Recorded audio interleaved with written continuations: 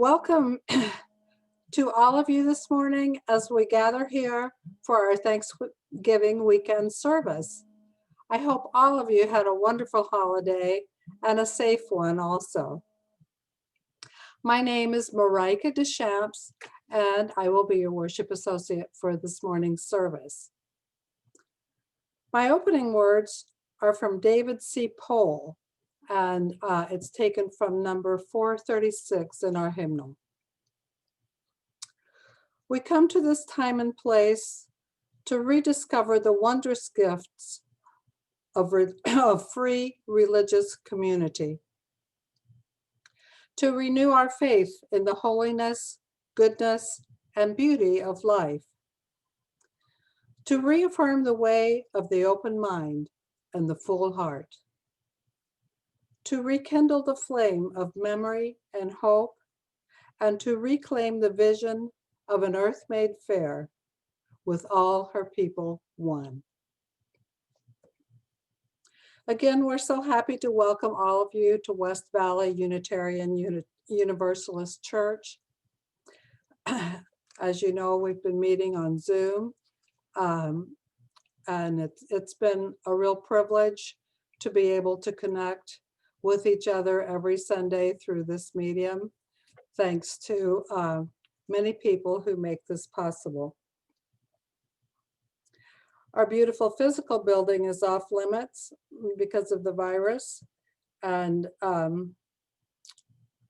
we hope, that soon in the year 2021, we'll be able to convene there again. Our theme this month, and this is our last Sunday of the month, is spirituality. And Reverend Darren Reale will be our speaker this morning. Reverend Reale is an ordained minister and elder for the Sacred Spiral Pagan Church in Mesa. And I'll be telling you a little bit more about him before he delivers his sermon. Our congregation is officially recognized by the UUA, which is a network of more than 1,000 congregations committed to our 7 principles. These include recognizing the worth and dignity of all people and the need for justice and compassion. We are also a welcoming congregation, and this emphasizes that you are welcome with us regardless of your sexual orientation. You're also welcome regardless of race, political affiliation, or any personal belief, especially those that set you apart from other sections of society. I had no announcements submitted to me, but I would like to say that we are continuing our study of in RE classes on the topic of transgender. There are 2 classes in progress now, one led by Jim Ray and the other by Sandra Mahoney. And if you're interested in joining up, it's not too late, and you can get in touch with either of these people if you want to hold up your hand. Okay. We will now light the chalice, and Paul will do that for us.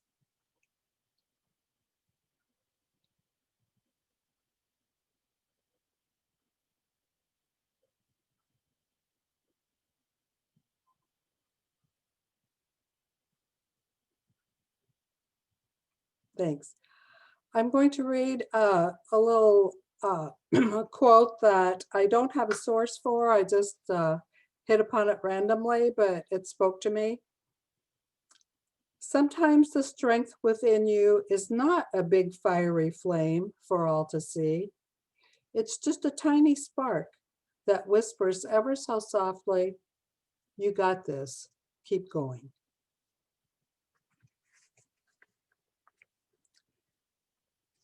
As a congregation free of dogma, we enter instead into a covenant with each other, promising to one another our mutual trust and support.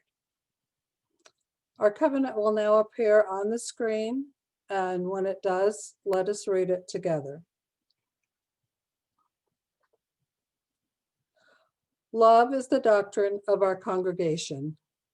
The quest for truth is our holy right, and service is our prayer. To dwell together in peace, to seek knowledge in freedom, to serve humankind in friendship, thus do we covenant.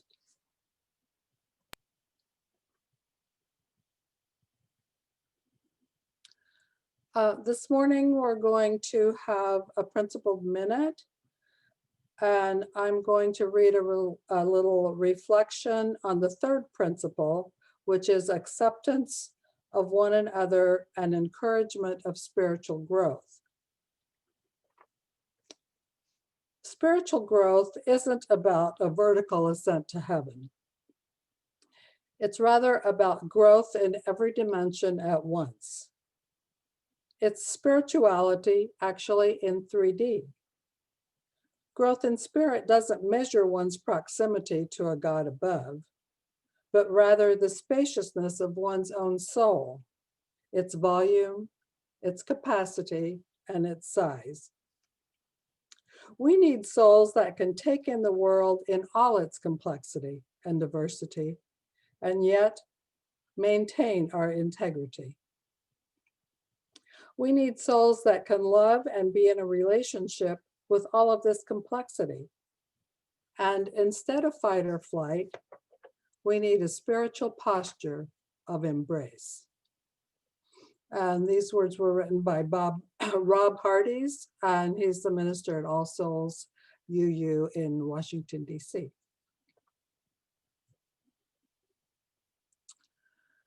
We're going to prepare now to take up an offering. And as we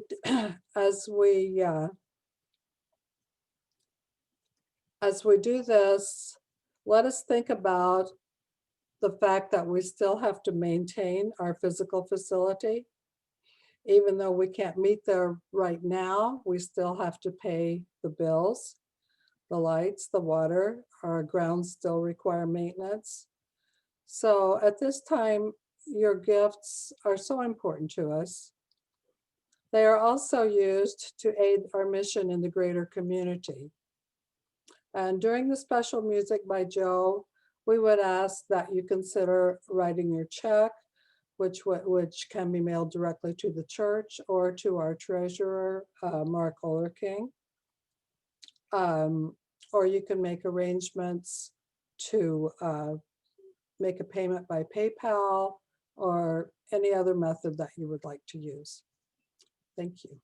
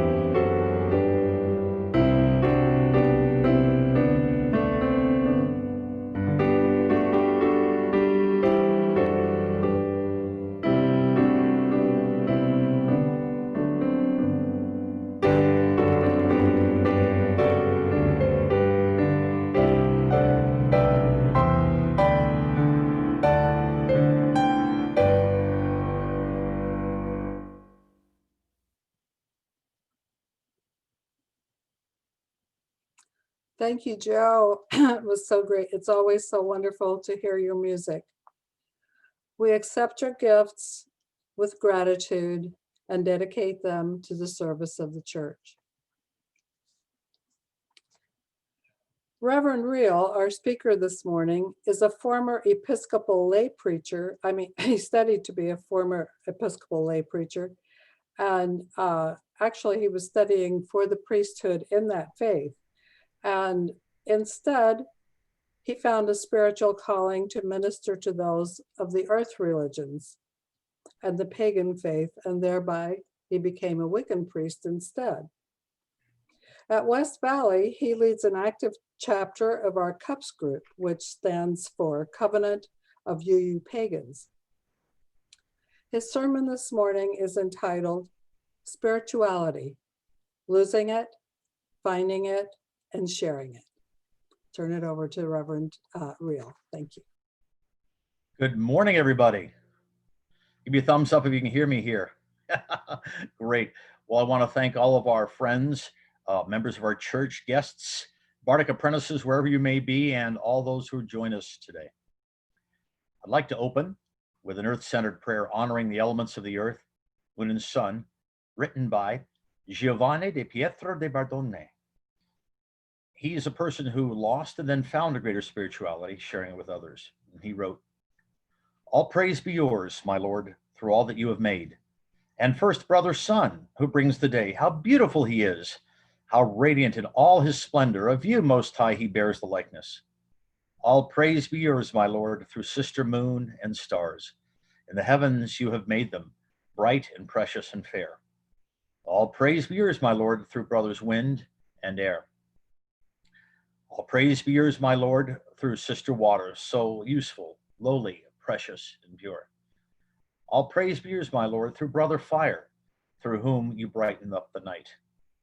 All praise be yours, my Lord, through sister earth, our mother, who feeds us and produces various fruits with colored flowers and herbs. Praise and bless my Lord and give him thanks and serve him with great humility." Well, good morning. Blessed be, and welcome everyone again for joining us. Again, I'm Reverend Darren Reale, and I'm very honored to be able to speak to you today about faith and spirituality, especially how one can lose your spirituality, find it, and ways to share it with others. It is perhaps surprising that the prayer you just heard is from the man you may know by his more famous name, St. Francis of Assisi. In the 13th century, he wrote the prayer I just shared with you, and it contained many personifications, as you heard, of identified oneness and respect for nature that are echoed in today's modern earth religions. Francis's prayer even went so far to include universal brotherhood with air, earth, fire, and water, celebrating not only the four elements, but also the sun, moon, and the earth mother, and calling them brother and sister, revolutionary for his day. Giovanni, later named Francis, is a famous example of someone who lost faith in many things and also lost his spiritual direction, later rediscovering it. As a young man living in 13th century Italy, he led a rich and spoiled life, wishing to become a medieval knight. You must remember they were the action heroes of the day. He bought a suit of expensive armor and, with no military experience whatsoever, went into battle, of course being quickly captured and held for ransom. Languishing in the dungeon for almost a year, he was finally freed, but during that time, he lost any sense of faith and most of his spirituality. But he went on to rekindle his spiritual direction that revolutionized the way that many people viewed religious life. After discarding everything he owned and becoming a hermit, after he came back, he regained his spirituality, and for the rest of his life, stressed living in harmony with nature, seeking frequent communion with the divine, and living with as few possessions as possible. His spiritual life brought him such fame that he went on to revolutionize ideals in a church that was currently heavily overburdened with the rich trappings of wealth. Francis was seeking a different spiritual path and found it, leading him to a greater spirituality. Well, I've been known for the tradition of sharing corny jokes, so Paul, why break tradition? Here we go. Have you seen the movies about Greek mythology? No? Well, you ought to see them. Homer's Odyssey? Okay, no more jokes, I promise, Paul. Spirituality in ancient times varied greatly. Ancient Greek philosophers spoke of morals, reason, and logic, leading to one truth and a higher plane of existence. A person in ancient times, seeking to deepen their spirituality, would seek advice from the gods and goddesses, including those seeking seeking divine messages, such as the Greek leaders from the oracle at Delphi in ancient Greece, to the ancient Egyptians, whose belief that controlled by the supernatural power of the gods. Interesting that unlike religions which follow theological teachings and rules set forth by a divinely inspired individual, Egyptian belief was concerned with interactions between people and their gods, along with the ethics of dealing with others and the performance of spiritual duties. Prayers and offerings were then given by the Egyptians and the Greeks and other ancient cultures in order to obtain the gods and goddesses' favor. In modern time, we do something similar, seeking that which we can feel can lead us into a greater sense of spirituality, a greater state of spirituality, or by seeking to walk in the way of the divine. Many of the ways to seek a deeper spirituality, but what if that spirituality is lost? It needs to be found. How could one share without coming across as over the top, trying to proselytize, implying that one's personal beliefs are the one and only way? Before I go further, I'd like to speak on faith versus spirituality, and faith in your fellow man, but also be of a particular faith or denomination: Jewish, Christian, Muslim, Buddhist, Wiccan, heathen, and so forth. But spirituality is indeed a much more personal approach. It's not only seeking the divine inside us, but how one puts their faith in action in order to try and reach and dwell in a sense of the divine as best they can conceive of it. Being spiritual can be seen as how much one feels they are in touch with not only divine direction, but the love of divine existence, and or it can be viewed as how much action one puts into trying to better the relationship with the divine as well as serving others. I personally know of one who is a devout atheist. They do not believe in God or the existence of any of the divine, but yet there are those that may ridicule them for this belief, sadly. Yet here this person is, volunteering to teach children, involved in their family, encouraging their own children to create art, assisting in liberal causes to better the neighborhood as well as the lives of others. How can this person, in my view, be deemed for lack of a spiritual direction? In fact, they do have a spiritual connection, although they might view it far differently than others. Yet we as Unitarians respect and honor their choice or no choice of spiritual direction. Losing one's spirituality can happen in many ways, of which many of us may be already fully aware. A disastrous pandemic, loss of job, loss of friends, family, social distances. These can cause a great spiritual uproar in one's life, with one not knowing where they are going, with profound feelings of despair, isolation, and loneliness.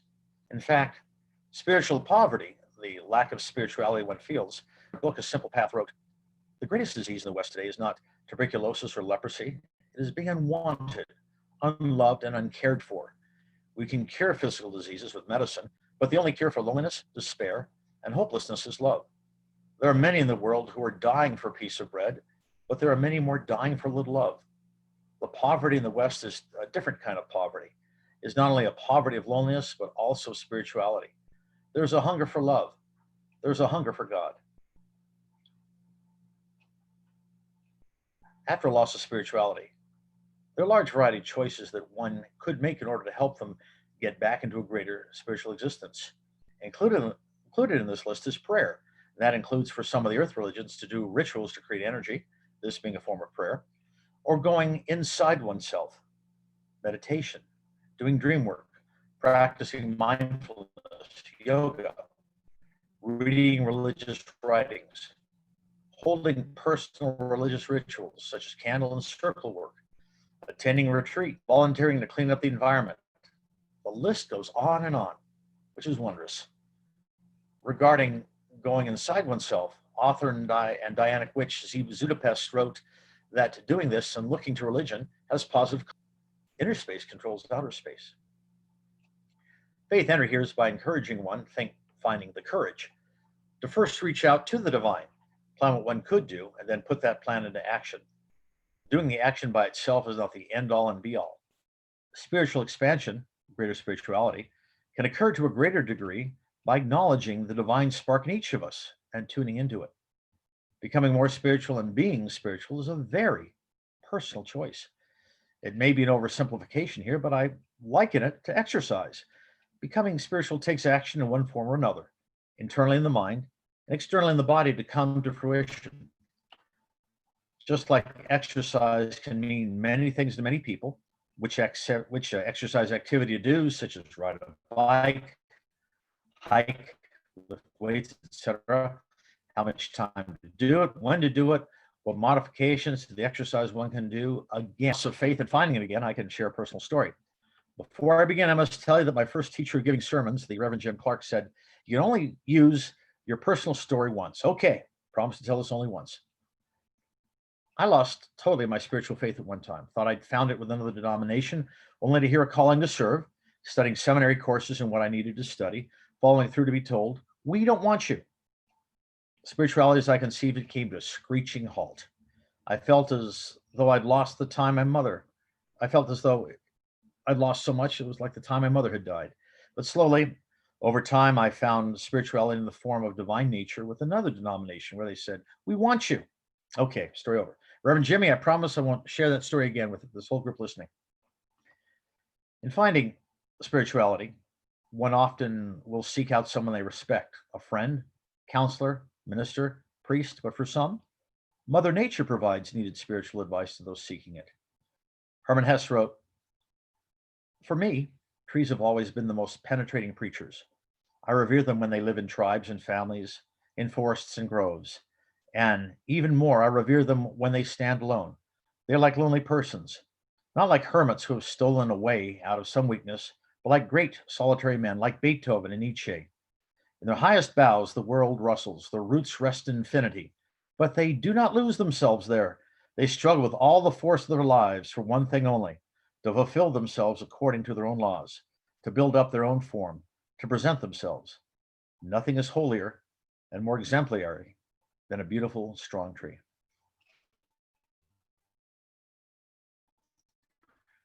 Ralph Waldo Emerson spoke of spirituality on a personal level, taking steps to create a person's own personal sacred book to guide one in seeking deeper spirituality. He wrote, make your own Bible, select and collect all like the blast of a trumpet. Scientists are known for explaining all existence non-spiritually and non-religious.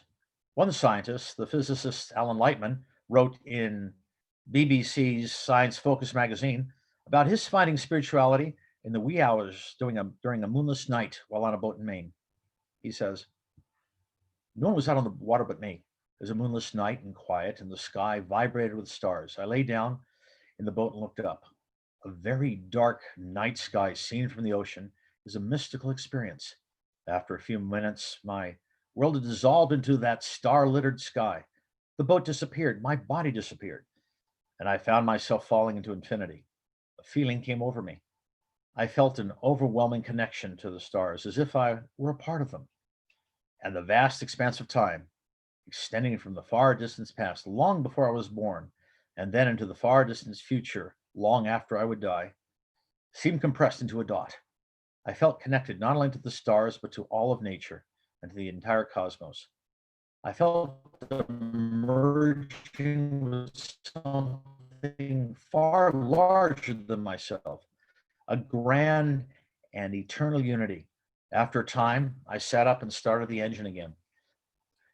I've worked as a physicist for many years, and I've always held a purely scientific view of the world. By that I mean the universe is made of material and nothing more. Yet, after my experience in that boat in Maine many years later, I understood the powerful allure of the spiritual world, the and the ethereal, things that are all-encompassing, unchangeable, eternal, sacred. With this spiritual experience, he still remained a scientist. Carl Sagan, author of Cosmos and host of that famous PBS series by the same name, spoke about spirituality in his book, The Demon-Haunted World, Science is a Candle in the Dark. Carl Sagan wrote, science is not only compatible with spirituality, it is a profound source of spirituality. When we recognize our place in an immensity of light years and in the passage of ages, when we grasp the intricacy, beauty, and subtlety of life, then that soaring feeling, that sense of elation and humility combined, it's surely spiritual. So are our emotions in the presence of great art of music or literature, or acts of exemplary selfless courage, such as those of Mohandas Gandhi or Martin Luther King Jr. The notion that science and spirituality are somehow mutually exclusive does a disservice to both. Increasing one's spirituality takes many forms also. For some, it is something sought after and received after a period of time. For others, it can come suddenly and out of the blue. For many, it is slow and gradual. For Native Americans that practice the vision quest, such as that of Yellow Wolf of the Nez Perce tribe, developing spirituality is indeed slow and gradual. Yellow Wolf outlined his sitting at the age of 13 in a sacred space chosen by the elders and fasting there without water for 4 days and nights to bring his visions forth to the elders.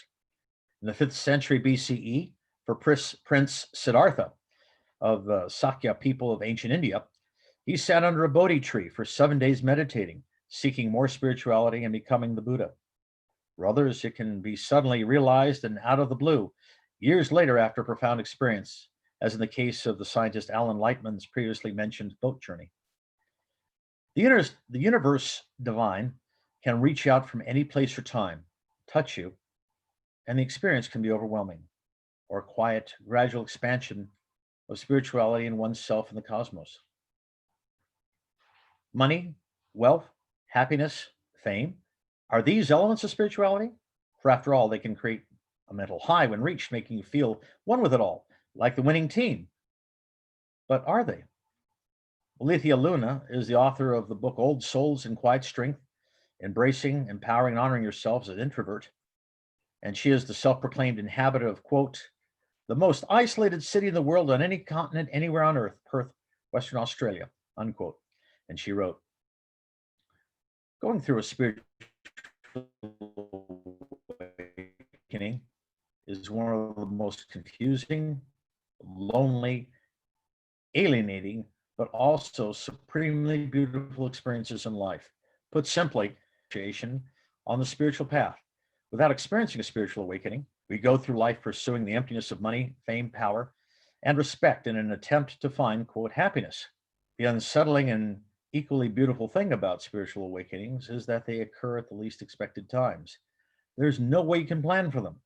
They lurch into your life and shake everything up like tornadoes. But the hidden gift buried deep within them is that they occur at the precise time you need them the most. There may be times when you can doubt yourself. In fact, many were the times in my own personal life that I felt like a lesser spiritual person because I didn't have this or that qualification or a certain certificate of diploma hanging on the wall. But being more spiritual does not involve earning a master's degree or a doctorate's degree from a higher learning institution. Many people feel motivated or feel a sense of ecstasy after the big win of a major political candidate or the winning team of choice for the World Series or Super Bowl. In many ways, this is spiritual to spiritual high, feeling in tune with everything that is going on around you in the universe at the moment.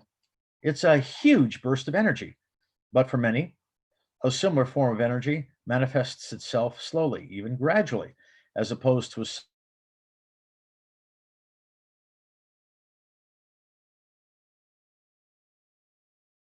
is possibly for a life change. As I mentioned before, there are instances of receiving spirituality, resulting in changes of lives and even religious callings. If you're called by the Spirit, the universe, however you wish to describe it, then listen to this voice. It can be ways of reaching out with one's spirituality and sharing it without coming on too strong, or indeed many. One celebrated way is to share by example on how you could lead your life and share it with others. This can include reaching out and becoming involved in progressive projects, doing those, of course, that are COVID safe, especially now at this time. And sharing spirituality can also include reaching out to a friend, loved one, or even isolated person you've never met, sharing with them a word of comfort and hope. Strive to do what you feel is of value and fulfillment to increase joy and peace to yourself and especially others, respecting not only personal distance, but COVID distancing. With so much time for some of us alone, it's a time now to do meaningful things as opposed to things just to pass the time. Creating energy, sending it out, staying positive, seeing the glass you hold as half full instead of half empty, and sharing this positive energy with others is a great way to share spirituality. May the God, Goddess, and the Divine Spirit guide you in your spiritual journey. So mote it be. Thank you.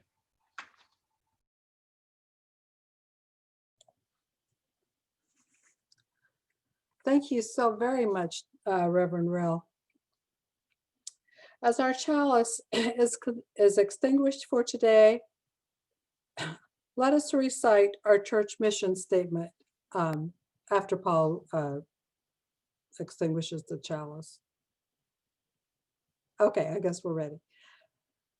We agree to provide a safe place to celebrate diversity, draw inspiration for living better lives, foster social and environmental justice, and compassionately support each other in our spiritual searches.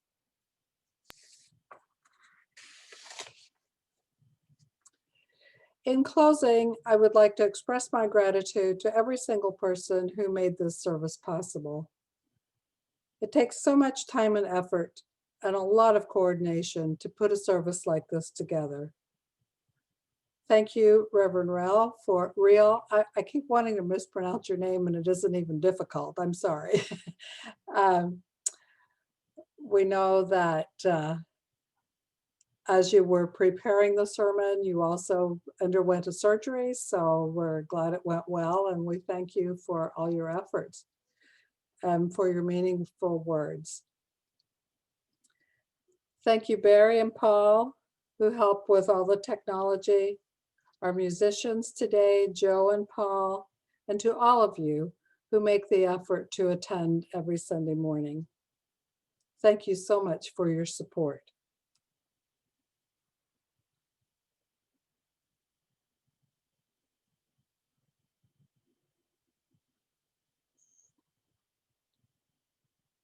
This is the end of our recording, and after Paul turns that off, then we will have our post.